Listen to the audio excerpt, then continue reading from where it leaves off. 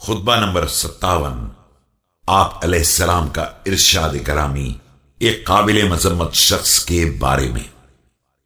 بسم اللہ الرحمن الرحیم۔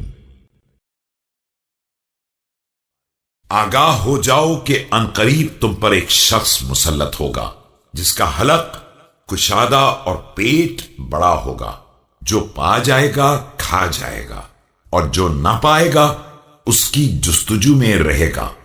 تمہاری ذمہ داری ہوگی کہ اسے قتل کر دو، مگر تم ہرگز قتل نہ کرو گے۔ خیر، وہ عنقریب تمہیں مجھے گالیاں دینے اور مجھ سے بیزاری کرنے کا بھی حکم دے گا، تو اگر گالیوں کی بات ہو تو مجھے برا بھلا کہہ لینا کہ یہ میرے لیے پاکیزگی کا سامان ہے اور تمہارے لیے دشمن سے نجات کا۔ لیکن خبردار، مجھ سے برات نہ کرنا کہ میں فطرت اسلام پر پیدا ہوا ہوں اور میں نے ایمان اور ہجرت دونوں میں سبقت کی ہے۔ Soon after me there would be put on you a man with a broad mouth and a big belly.